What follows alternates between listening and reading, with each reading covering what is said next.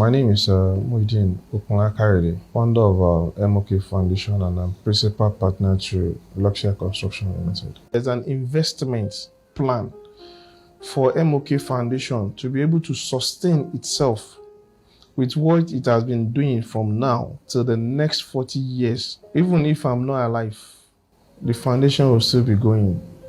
It's something that I'm willing to do. Nothing will stop it.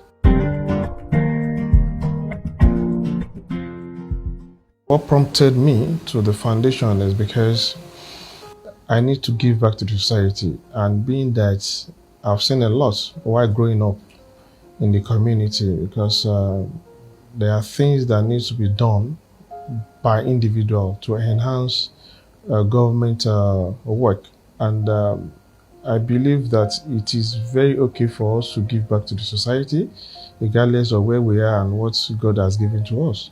So to that, when I realized that I was able to have one or two things to give back to the society and the community at large, so I was able to create a foundation where I need to cover the whole sector. For example, I've covered empowerment, we have done sports, we have done infrastructure, we have done agriculture, and security as well.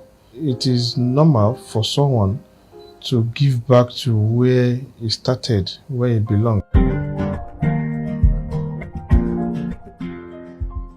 In terms of education, we have done scholarship and pay school fees for over 1,500 students, where we have numerous number in terms of the work payments, junior work payments, and their school fees as well. So, and quite number of students have benefited from our foundation. Across the whole Kwara South, we're able to empower more than 15,000 women, where it comprises of 7 local governments. We have Ekiti local government, we have Okero local government, we have Isin local government, we have Irepodun local government, Ifelodun local government, Oyun and Ofa local government, where I belong. And in Ofa and Oyun local government, we're able to empower more than 10,000 market women. There are some women that we give resources, fund to, in a market called Owode Market and another market called Ojale Market. And in our office, there are systems that we use to take up the empowerment in terms of we give them like a soft loan without interest, where we group them. Some group are in 15, some group are in 20, some 30 numbers, where we give them resources ranging from 15,000 to 50,000 naira. They meet every week to give back the money back to the other people that will need the resources. So we are trying to revolve the money among the women. So I think in terms of empowerment, we have done more than 15,000 empowerments to women across Kwara South. In terms of food security, giving food, sharing food among the less privileged, the vulnerables, we have done over 10,000 people. We started last year Ramadan. At the beginning of Ramadan, we gave over 2,000 people. At the end of Ramadan, we gave over 3,000. And this year Ramadan, we've given more than 5,000 people food item to relieve them during the fasting. And for doing that, if we need to go through the sector of agriculture, last year we purchased 2 tractors, where we had a meeting with the farmers that are interested in us helping them to cultivate their land. So then we met with farmers from Ofa local government and Oyun local government, where we give them our tractor for them to use for free. So the idea is for them not to see it as free 100%. We urge them to buy gas, which is diesel, where we provide the tractor and we provide the maintenance and the operator as well to operate the tractor. So last year we were able to do more than 60 acres of land, cultivate free. We realized that at the far north, the insecurity couldn't allow them to farm like before. So definitely there will be a problem with food at the long run. So that's why we're trying to make the farmers to be comfortable over there, so that for us not to have the kind of food scarcity that might occur throughout the nation. We have provide 50 hectares of land. The 50 hectares of land comprise two local governments, which Oyo local government and of our local government, where we are going to cultivate predominantly maize and cassava, because we realize that those are the two crops and tuber that they use more over there, because maize can be used to do varieties of things, and as well as cassava. So we bought the 50 hectares for farmer, whereby we're going to cultivate for them for free. We provide the seed for free. We provide the fertilizer for free. Then we want to feed over 120,000 indigent, vulnerable throughout the year. The plan is of our local government to provide about 20 farmers, where our local government provide 20 farmers as well.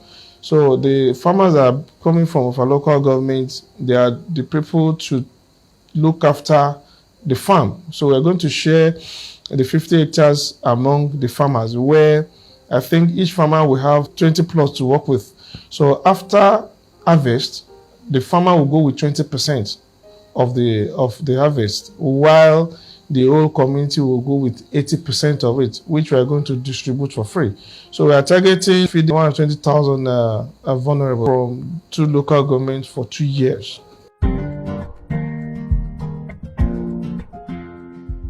In terms of security, we have done like two categories. The first one was that we power streets. Secondly, we power transformers, because we had a serious crisis whereby they vandalize cable every now and then in each of transformer of our local governments, and it affects the residents, whereby they will need to contribute resources before they will be able to have light. And we now realize that if we're able to power each transformer, I think of our local government, we have over 120 transformers we have powered all. Before we started this initiative, every week at least at least one or two transformers will be vandalized. Then since when we've done that, we have not recorded any case of vandalism up till this moment. So we're able to achieve that. We're able to achieve it through the solar lights we're able to install in each of the transformers. And I think it's a great achievement, because the vandalization has stopped 100%. And in terms of the community vigilante, we're able to empower them with resources and gadgets. Example of the gadgets that were given to them were torchlights, raincoats, rain boots, and we're able to cater for their monthly stipend allowance every month. So I think ever since then, we're able to capture the locality more than when we came on board. Why we need to touch the disabilities, because they are the people that Yoruba called Akonda. And Akonda means people that are special.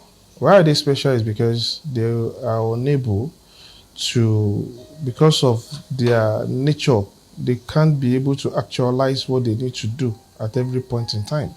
So in everything we have been doing, we're able to seclude them. So if we're doing empowerment, we have to do their own aside. If we're doing food sharing, we do their own aside as well, because we don't want to marry them with people that are able, because they will be deprived at the end of the day. So what prompts us to move closer to them is because of their condition. There is no how you see such person. If you are somebody that has kind of human feeling, you'll be able to take care of them even more than the able, because they have limits to what they can do. So in terms of education, we're able to give them scholarship. In terms of food sharing, we've done to them. In terms of empowerment, we empower a larger percentage of disabled in my community. The reason why we came on board to health sector is because we realized that there are people that died untimely because of little fund that they were unable to get for themselves. So what we did was that we partnered with 5 primary health centers across Offa and Oyo local governments, whereby we have a form that will be given to, we have a form at every of the primary health center where they have, when they have a case of vulnerable that couldn't pay for their health facilities, then they will contact us for their assistance. Then we give the form with them, they will fill the form with them, and they will give them free medical health. So ever since when we've started, I think we have treated more than 1,000 people.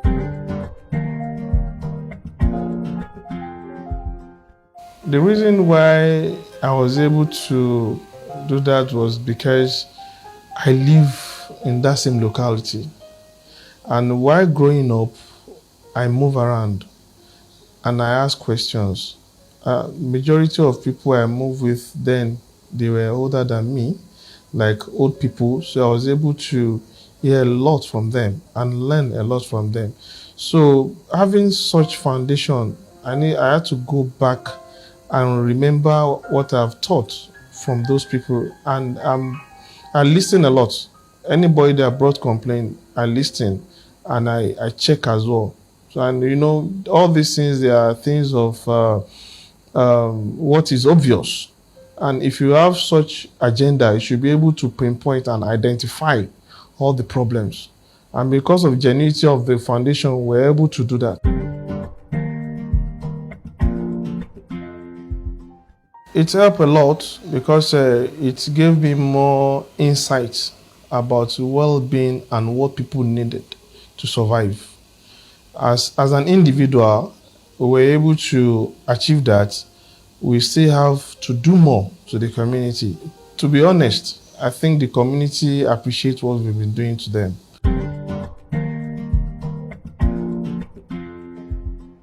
I built the plan for 2 years before I started the foundation. And the plan was that the foundation will sustain itself for over 40 years. That's the plan. And even if I'm not alive, the foundation will still be going. It's something that I'm willing to do. Nothing will stop it. Leadership is something that we need to inculcate to our personal life. Whether there's politics or not, the foundation has come to stay for more than 40 years.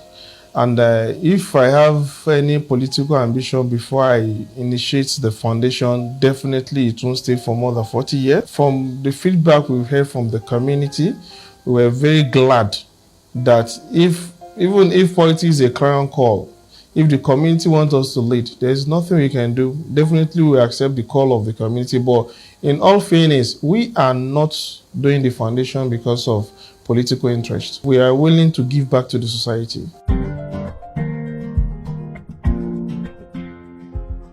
The foundation has allowed us to have more ideas about the grassroots, because politics is all about grassroots and politics is local.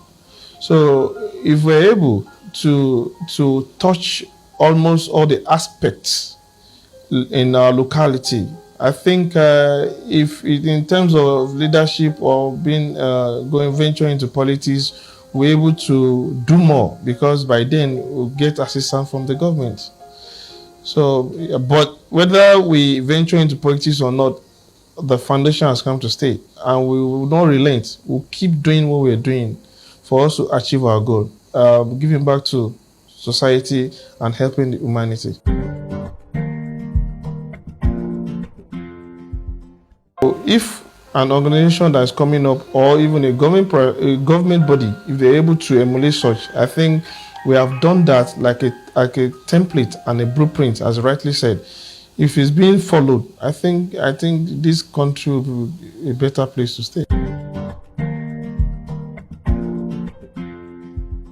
Political aspiration cannot be said by now, because, like I said, the foundation is not meant for political. But a call from community or a call from people is something we cannot take away from them. We have to answer the call if we are being called upon. But if not, we'll continue what we're doing. We are not doing it for politics. We are doing it to help humanity. Whether we venture into politics or not, MOK Foundation has come to stay.